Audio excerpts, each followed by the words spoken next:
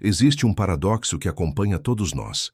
Aquilo que mais sabemos que vai acontecer é justamente aquilo que mais nos destrói quando acontece. Pense nisso por um segundo. A separação, seja de pessoas, lugares, fases da vida ou versões antigas de nós mesmos, é inevitável. Todos sabemos disso. Faz parte da natureza, da história humana, da biologia, da vida cotidiana. Mas quando ela chega, ainda assim nos desmonta. Por quê? Porque algo tão certo ainda dói como se fosse uma surpresa cruel. É aqui que a nona regra do Dokodo, escrita por Miyamoto Musashi pouco antes de sua morte, entra como uma provocação quase impossível. Nunca se entristeça por uma separação. Não é um conselho frio, não é indiferença, é sabedoria crua, e por isso tão difícil de aceitar. O que Musashi viu nas rupturas da própria vida para escrever uma frase tão rígida? E será que essa regra é realmente sobre não sentir ou sobre aprender a sentir de outra maneira? Antes de continuar, se essa reflexão já acendeu algo dentro de você, uma memória, uma perda recente, uma separação que ainda pesa no peito, aproveite e deixe seu like, seu comentário e se inscreva no canal. Isso ajuda essa mensagem a alcançar mais pessoas que precisam ouvir isso hoje. A verdade é que crescemos acreditando que separações são falhas, que quando algo acaba é porque erramos. Mas Musashi enxergava o oposto. O fim de um ciclo não é um erro, é uma lei. Nada permanece, nada promete eternidade. Nada nos pertence a ponto de nunca partir. E essa percepção não nasce de filosofia abstrata, nasce da própria vida dele. Musashi viveu como um andarilho, sempre mudando de cidade, deixando alianças, mestres, discípulos, casas, batalhas e até identidades para trás. Ele era obrigado a se separar, não por desejo, mas por sobrevivência. E com o tempo percebeu que a tristeza que carregamos nas despedidas não vem da separação em si, mas do que projetamos nela: medo, apego, nostalgia, expectativa. A pergunta real, portanto, não é por que perdemos, mas por que nos agarramos tanto ao que não pode ficar. E essa é uma pergunta que atravessa séculos. Está nos romances antigos, nos poemas japoneses, nos rituais zen, nos filmes modernos, nos relacionamentos que insistimos em prolongar além da vida útil, nas versões antigas de nós mesmos que tentamos ressuscitar. Musashi nos empurra para um desconforto poderoso. Se tudo que parte já estava destinado a partir, por que transformamos cada separação em tragédia pessoal? E é nesse incômodo que a próxima parte do nosso caminho começa. Quando Musashi escreveu "Nunca se entristeça por uma separação", ele não estava filosofando à distância. Ele estava descrevendo algo que acompanhou sua vida inteira. Poucos guerreiros experimentaram tantas rupturas quanto ele, e ainda assim, ao invés de se tornar um homem amargo, Musashi transformou cada despedida em combustível para sua evolução. Mas como alguém consegue atravessar tantas perdas sem se partir por dentro? A primeira grande separação da vida de Musashi aconteceu cedo demais. Ele se afastou da família enquanto ainda era jovem, entrando em um mundo de instabilidade, violência e sobrevivência. Seus mestres mudaram, seus aliados mudaram, suas rotas mudaram. Tudo parecia temporário. Não havia garantias, não havia vínculos duradouros, não havia chão firme. Talvez seja por isso que, ainda jovem, ele entendeu algo que muitos adultos jamais compreendem. A vida não é construída sobre o que fica, mas sobre a coragem de seguir quando algo parte. Musashi viveu em uma época marcada por guerras e disputas entre clãs. Isso significa que cada vitória podia custar um amigo. Cada missão podia significar uma despedida. Cada viagem podia ser o último encontro com alguém que ele estimava. E mesmo assim, em seus registros não há rancor. Não há lamento excessivo. Não há apego desesperado. Há apenas movimento. Mas isso não quer dizer que ele não sentia. Significa apenas que ele não deixava que o sentimento o paralisasse. E aqui está a diferença que separa os fortes dos desesperados. Sentir é natural. Afundar no sentimento é escolha. Quantas pessoas você já deixou para trás sem perceber? Quantas versões de si mesmo você já abandonou? Quantos ciclos você resistiu em encerrar, mesmo sabendo que eles já haviam terminado muito antes? Musashi tinha consciência de que a vida é uma sucessão de portas que se abrem e se fecham, e que olhar para a porta fechada por tempo demais é desperdiçar a chance de atravessar a próxima. Por isso, quando perdia alguém, ele não se perguntava por que isso aconteceu comigo, mas sim, o que está sendo pedido de mim agora? Essa mudança de perspectiva é o coração da oitava regra. E vale lembrar algo que raramente é dito. Musashi escolheu viver como um ronin, um samurai sem mestre, não por rebeldia, mas porque sabia que a separação é também libertação. Um ronin não tem garantias, mas tem liberdade. Não tem estabilidade, mas tem caminhos. Não pertence a ninguém, e por isso pode pertencer totalmente a si mesmo. Essa independência emocional não é frieza, é maturidade.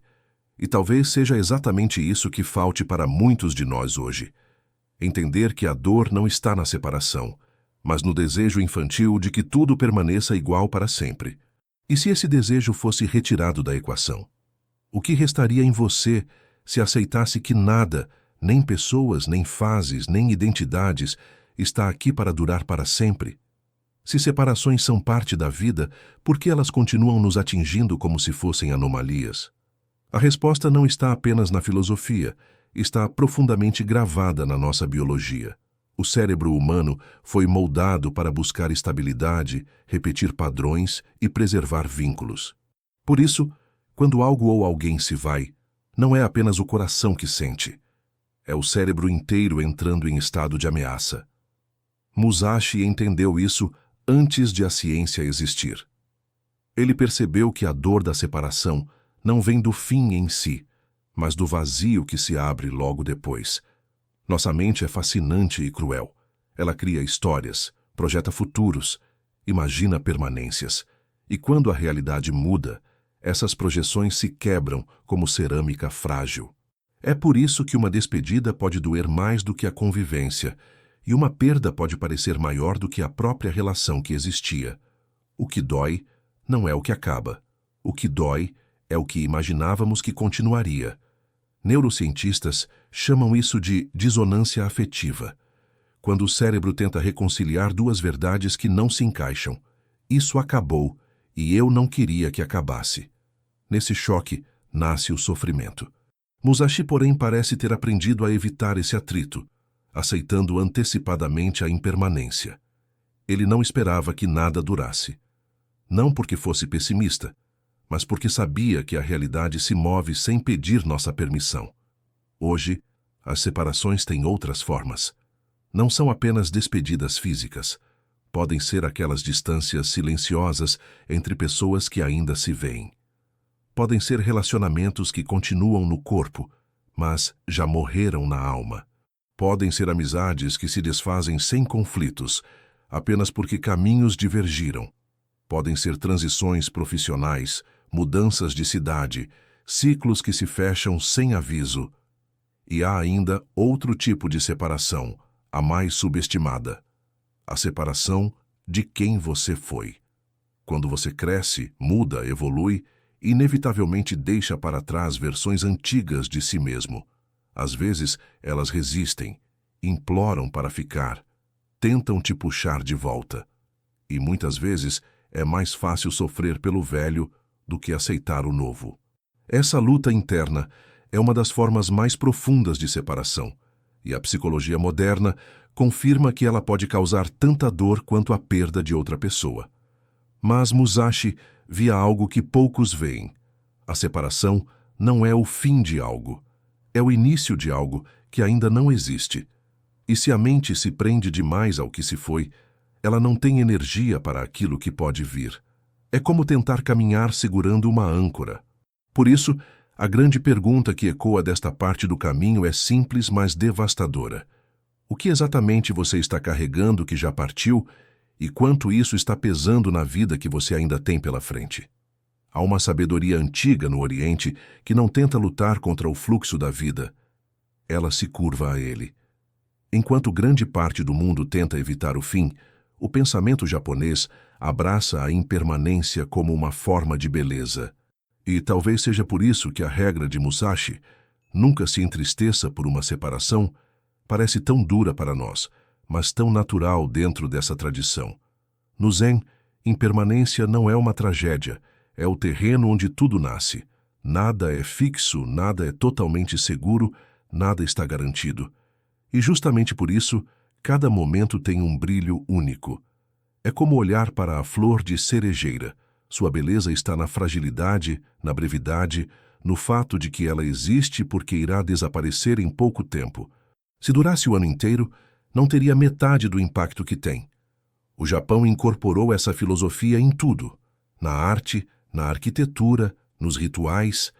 O conceito de wabi-sabi celebra o imperfeito, o incompleto, o temporário. Uma cerâmica quebrada não é descartada, é reparada com ouro, no ritual kintsugi, que transforma a fratura em destaque. Um jardim zen não tenta imitar a natureza estática. Ele representa o movimento, o fluxo, o vento que muda a posição das pedras e a dança da areia. Os haikais capturam instantes que existiram apenas por um sopro. Por que isso é importante? Porque essa visão muda radicalmente a forma como vemos separações. Para nós, perder parece um erro. Para eles, perder é simplesmente natural. O rio passa, o vento muda, a estação termina. Ninguém se culpa por isso. Porque então nos culpamos quando a vida muda de direção? Musashi cresceu imerso nessa atmosfera. Para ele, cada encontro era uma travessia, não um destino. Ele aprendia com mestres que ficavam pouco tempo. Lutava com adversários que via uma única vez. Caminhava por cidades onde sabia que nunca mais retornaria. E talvez seja exatamente essa consciência constante da transitoriedade que o fez tão forte. Ele não se iludia com permanências artificiais, não confundia duração com significado, e, acima de tudo, não tentava segurar aquilo que o mundo já tinha decidido soltar. Esta perspectiva oriental nos faz questionar algo essencial. Será que o sofrimento que sentimos diante das separações nasce da própria perda, ou da resistência que criamos para evitar o fluxo natural das coisas? Porque, quando olhamos a vida com os olhos de Musashi, algo muda.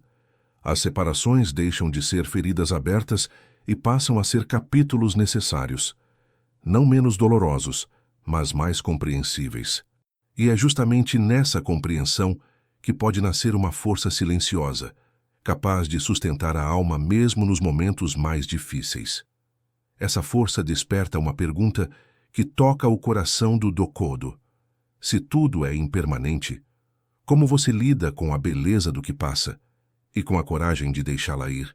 Existe um momento sutil e perigoso em que a dor deixa de ser consequência e passa a ser hábito. É quando a tristeza, que deveria escorrer como água, se acumula dentro de nós como se fosse algo precioso. É quando o luto deixa de honrar o que foi e começa a aprisionar quem somos. Musashi compreendia profundamente essa fronteira invisível. A dor é natural, mas o apego ao sofrimento é escolha. A dor inicial da separação é humana. É a prova de que algo importava. Mas quando a tristeza passa a ser cultivada, alimentada, revivida, transformada em narrativa, então ela deixa de ser cicatriz e vira algema.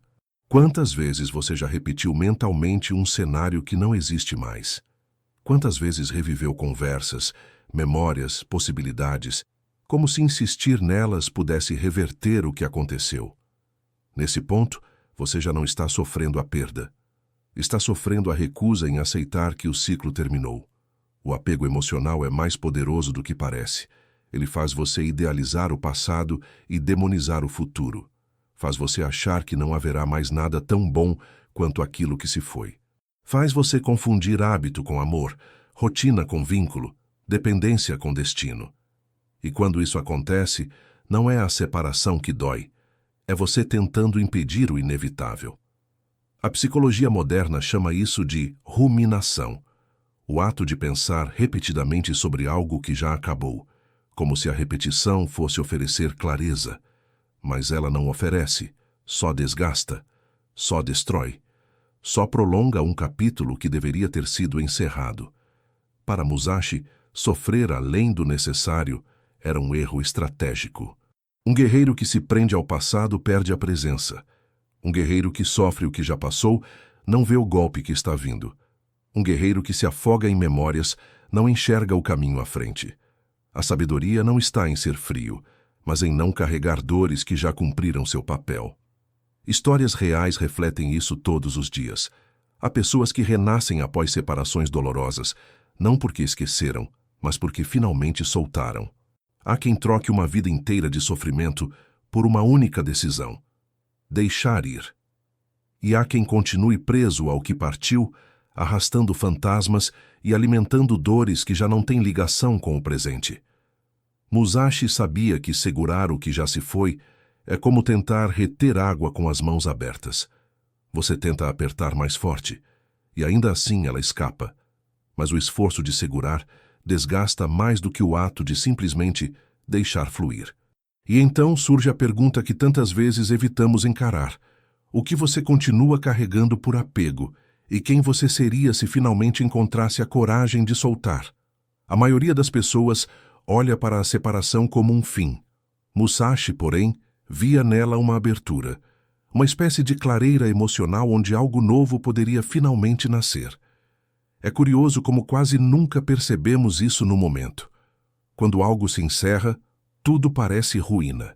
Mas o que é ruína, senão o terreno onde futuros diferentes podem ser construídos?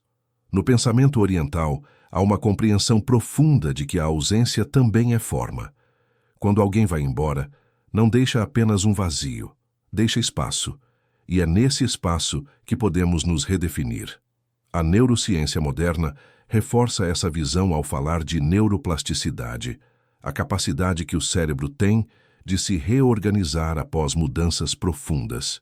Toda ruptura, mesmo as não desejadas, força o cérebro a criar novos caminhos, novas rotinas, novas interpretações.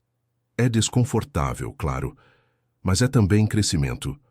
Quantas pessoas só descobriram sua força depois que algo acabou? Quantos recomeços grandiosos nasceram do que parecia ser a pior perda possível?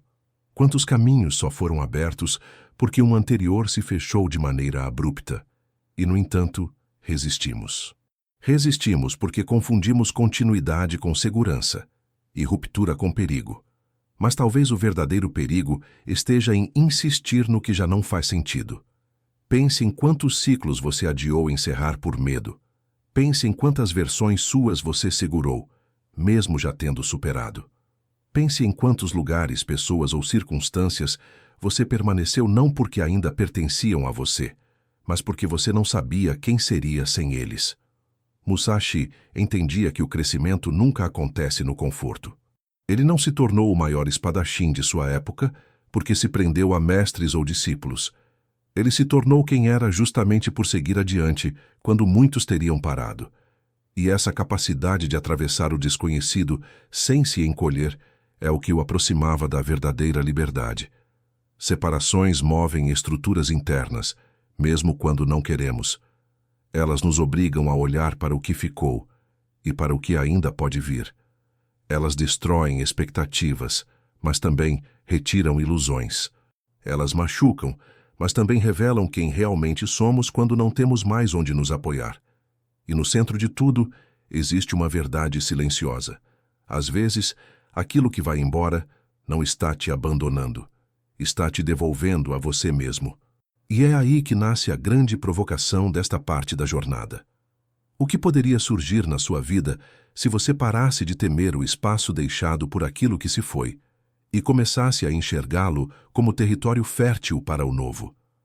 Há um tipo de liberdade que não aparece em discursos motivacionais, nem se aprende em livros comuns.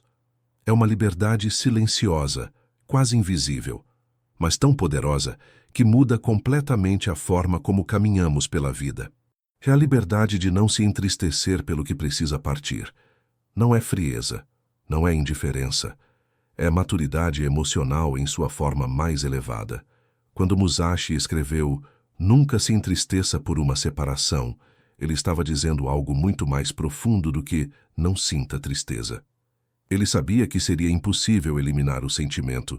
Somos humanos, afinal. O ponto não é deixar de sentir, mas não transformar a dor em identidade. Não fazer da separação um altar. Não permitir que aquilo que se foi continue governando o que ainda pode ser. Na visão dele, a tristeza prolongada cria raízes, e essas raízes nos imobilizam.